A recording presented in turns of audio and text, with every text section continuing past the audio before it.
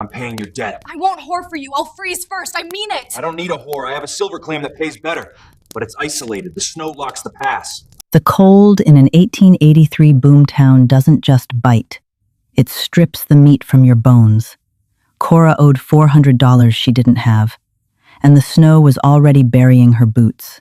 Then a man smelling of pine pitch and sudden money offered her a choice, the frozen mud or his ring. The dirty water in the mop bucket had already begun to skim over with ice by the time O'Malley kicked it over. It spilled in a slow, slushy wave across the warped floorboards of the saloon's back porch, soaking instantly into the hem of Cora's wool skirt. She didn't gasp. She didn't cry out. She just stared at the freezing puddle seeping into her cracked leather boots, feeling the immediate, sickening bite of the cold against her bare ankles. "I told you, Cora," O'Malley said. His voice was a wet, cigar-ruined wheeze. "The debt was due at noon. Your husband died owing me $400. You sweeping my floors for table scraps barely covers the interest. You're done."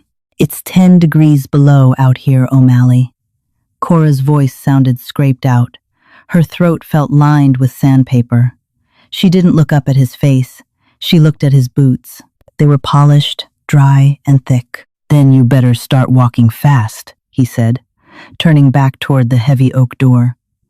The muffled, tinny sound of a piano and the sour smell of spilled beer and unwashed bodies spilled out into the alley. "Find a man to pay it, or find a hole to die in. I ain't running a charity for deadbeats' widows." The door slammed shut. The deadbolt slid home with a heavy final clack. Cora stood alone in the alley. The wind howled down the narrow gap between the saloon and the assayer's office next door, carrying a fine, granular snow that felt like crushed glass against her cheeks. She was 24, but her hands looked 50. The knuckles were split and bleeding, rimed with white flakes of dried lye soap. She clutched her thin, moth-eaten shawl tighter around her shoulders, shivering so violently her teeth clicked together in a rapid, uncontrollable rhythm. She stepped out into the main street of Red Bend. The mud of the thoroughfare was frozen into jagged, iron-hard ruts. Wagons had torn it up during the thaw, and now the freeze had locked it into a treacherous landscape. A horse walked past, its breath pluming in thick white clouds, its coat shaggy and crusted with frost. Cora walked. There was nowhere to go, but standing still meant freezing in 10 minutes instead of 30. Her wet skirt was already stiffening, slapping against her calves like a board. The pain in her feet shifted from a sharp ache to a terrifying, heavy numbness. She passed the general store. The windows were yellow with lantern light, fogged with the warmth of the potbelly stove inside. She pressed her bare, chapped hand against the glass. It was freezing cold, offering nothing. "I am going to die right here," she thought. The realization wasn't dramatic. It was a dull, heavy fact, settling into her chest like a stone. She was too tired to be terrified. She just wanted to sit down. She slumped against the wooden siding of the assayer's office, sliding down until she was sitting in a snowdrift. She pulled her knees to her chest, resting her forehead on her arms. The smell of wood smoke in the air was thick, mocking her with the promise of hearths she couldn't reach. A heavy thud shook the boardwalk. Then another. Bootsteps. They stopped in front of her. Cora didn't look up. She kept her eyes squeezed shut, bracing for the town sheriff to kick her leg and tell her to move along. "You're going to lose those toes." The voice was deep, scraping from the chest, rough as bark. Cora turned her head slowly. Her neck felt rusted. She looked up past a pair of massive, grease-stained leather boots, up past heavy canvas trousers reinforced with buckskin, up a coat made of thick, poorly tanned wolf hide that smelled aggressively of animal fat, wet fur, and sharp pine resin. The man was large, not just tall, but broad, taking up too much space on the narrow boardwalk. A dark, untrimmed beard covered the lower half of his face, flecked with melting snow. His eyes, peering out from beneath a battered felt hat, were a startling, pale gray. They weren't kind, they were assessing, like a man calculating the board feet in a fallen tree. "I don't have anything," Cora rasped, her voice catching on the dry air. "If you're looking to roll me, you're out of luck." The man grunted. He reached into the deep pocket of his coat and pulled out a leather pouch. He didn't open it. He just weighed it in his palm. It clinked with the dense, unmistakable sound of coined gold. "I watched O'Malley throw you out," the man said.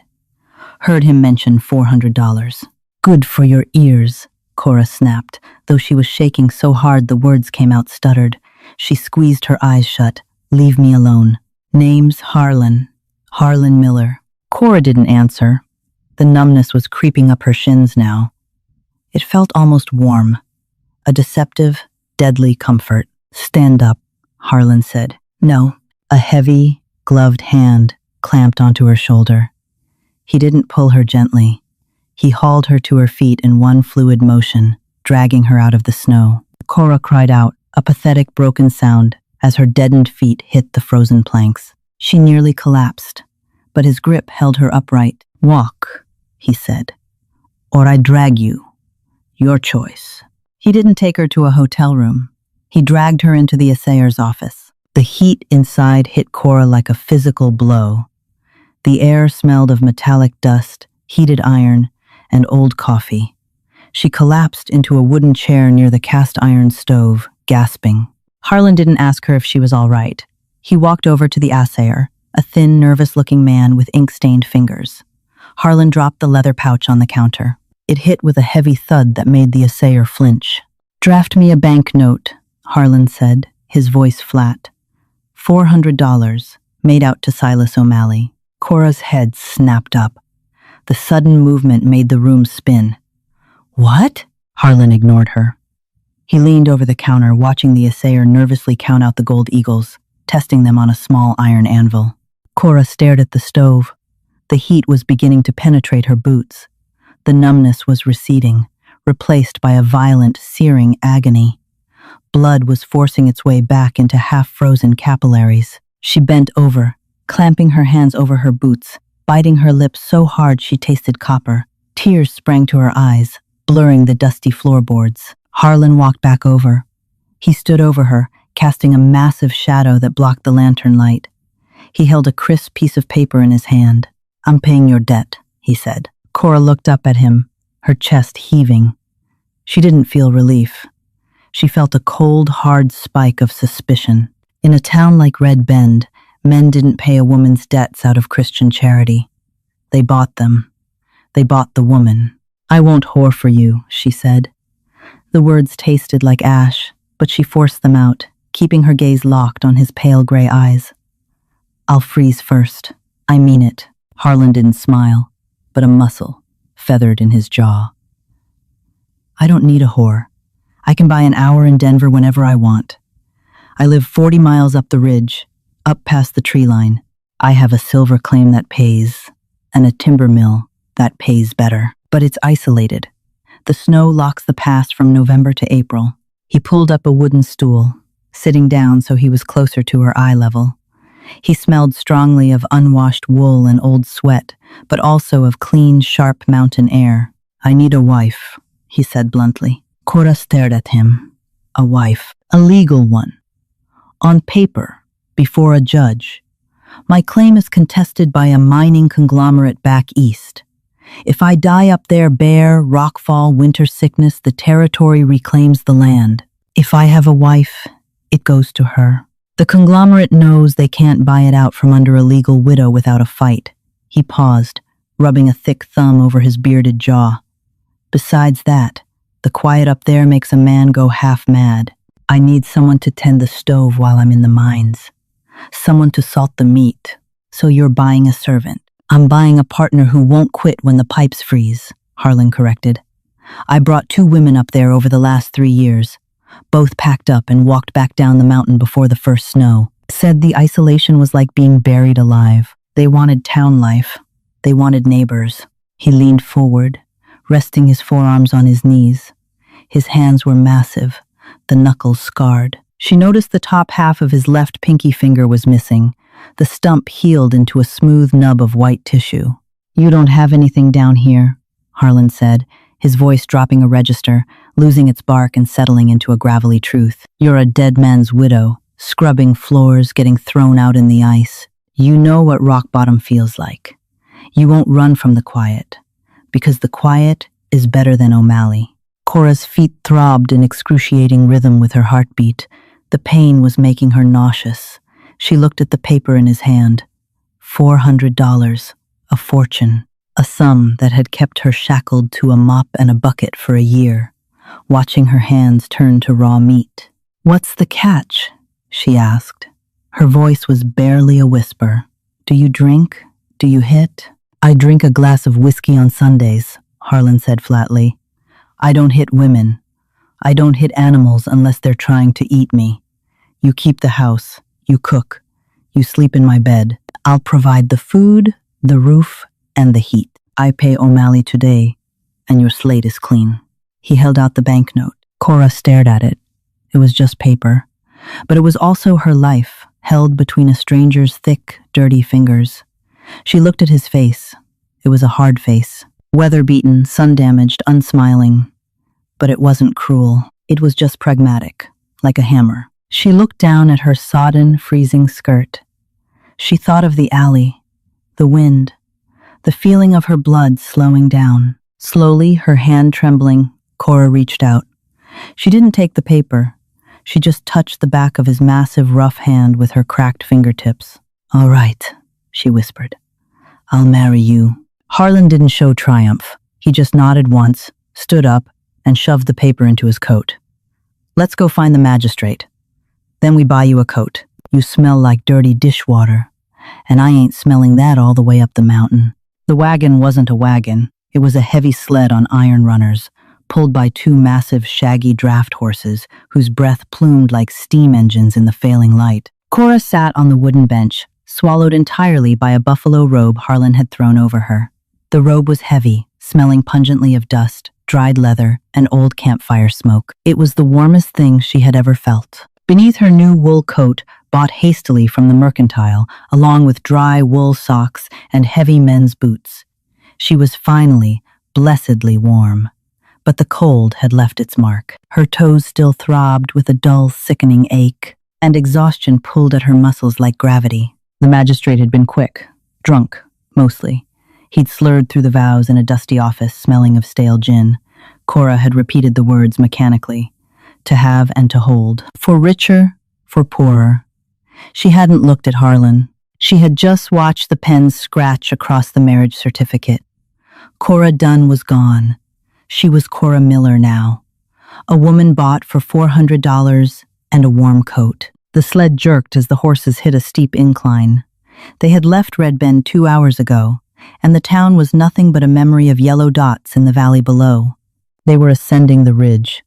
The trees here were different. Thick, ancient pines towering into the darkening sky, their branches sagging under the weight of accumulated snow. The silence was absolute. It wasn't just the absence of noise. It was a heavy, physical presence that pressed against the ears.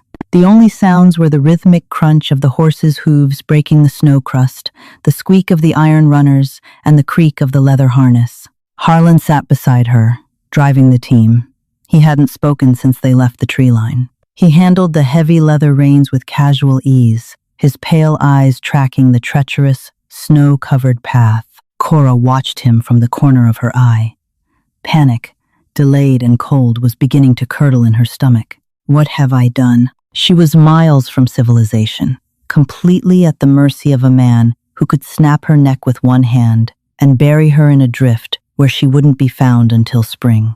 The practicality of the assayer's office felt very far away. Here, in the crushing, blue-black dusk of the mountains, the reality of her situation settled in.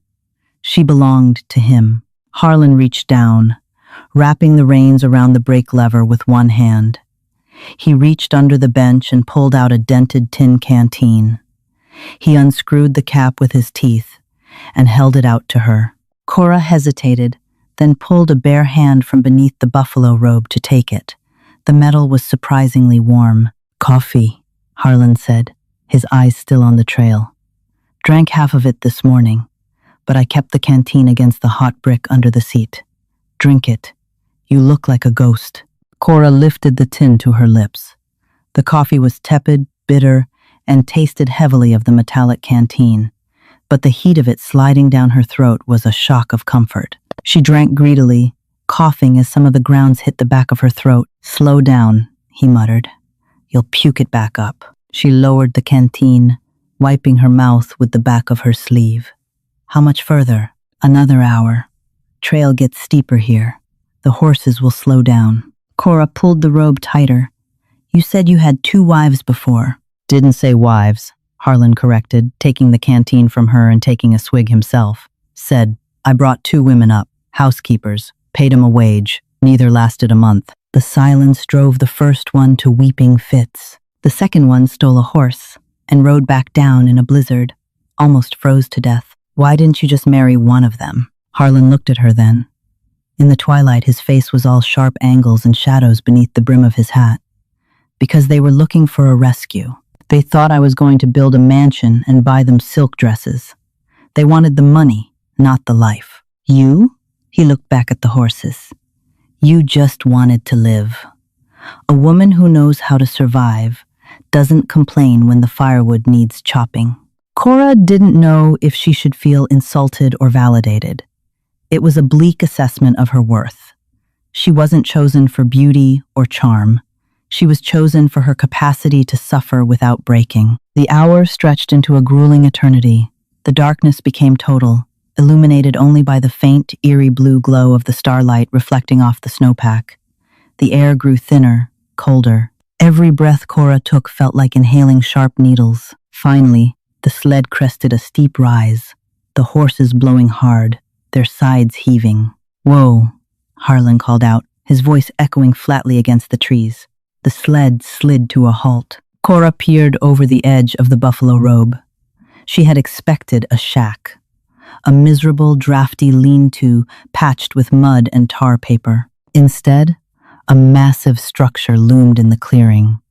It was a 2-story cabin built from thick, peeled pine logs, chinked tight with mortar. A sprawling porch wrapped around the front. Smoke, thick and gray, curled from a massive fieldstone chimney on the side, meaning someone or something had kept the embers alive. A large barn stood 50 yards away, equally well built. It wasn't just a shelter, it was a fortress. Harlan secured the brake and stepped down into the knee-deep snow. He walked around to her side and reached up. "We're here," he said. Cora hesitated, then pushed the heavy robe off. The biting cold hit her instantly. She went to step down, but her legs, cramped from the cold and the long ride, gave out the moment she put weight on them. She fell forward. Harlan caught her effortlessly. His hands gripped her waist through the thick wool of her coat. He didn't set her down. He just hoisted her over his shoulder like a sack of flour. "Hey," Cora gasped, shocked by the sudden loss of gravity. "Put me down, I can walk." "Your feet are numb, and there's ice under the snow. If you break your ankle on your first night, you're useless to me," Harlan said, his voice completely devoid of romance or gentleness. He trudged toward the cabin, his boots crunching heavily in the snow. He carried her up the porch steps, kicked the heavy oak door open with his boot, and carried her inside. The interior was pitch black, but it was surprisingly warm, holding the residual heat of a banked fire. The smell of cedar smoke, cured meat, and old leather filled her nose. It was a rich, heavy smell, a masculine smell. Harlan set her down on a wooden chair near the center of the room. "Stay put," he commanded. Cora sat in the dark, listening to him move around the room. He struck a match. The sudden flare of sulfur stung her eyes. He lit a kerosene lamp on a heavy wooden table, adjusting the wick until a warm golden light flooded the room. Cora blinked, taking it in. The room was vast. Bear rugs covered the wide plank floors.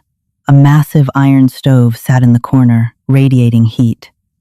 Books, dozens of them, lined shelves built into the walls. Cast iron pans hung in a neat row in the kitchen area. It was spotless, organized, and deeply, profoundly lonely. Harlan stood by the table, stripping off his heavy leather gloves.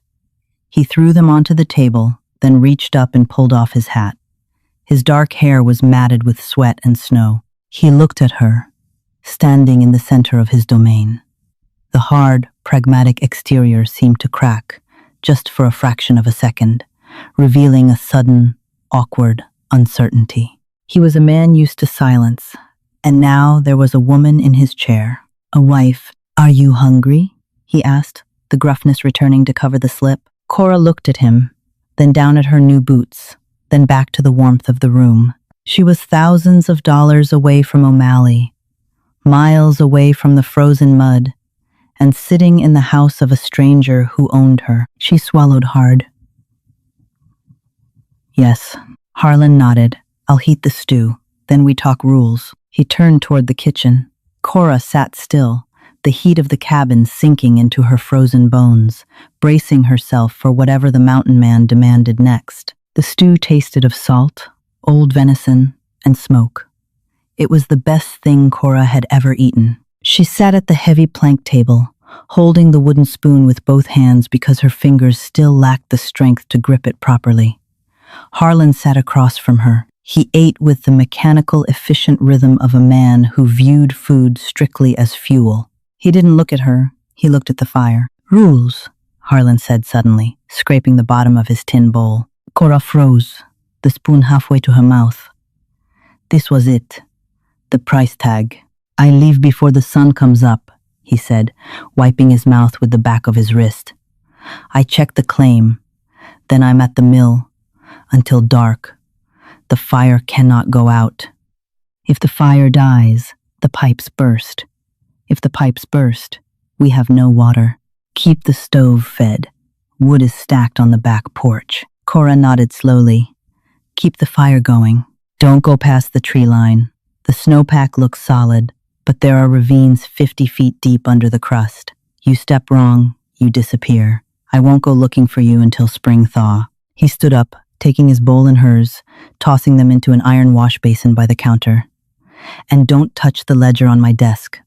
It's the only proof I have of the mill's output. The mining company lawyers would pay good money to see it burn."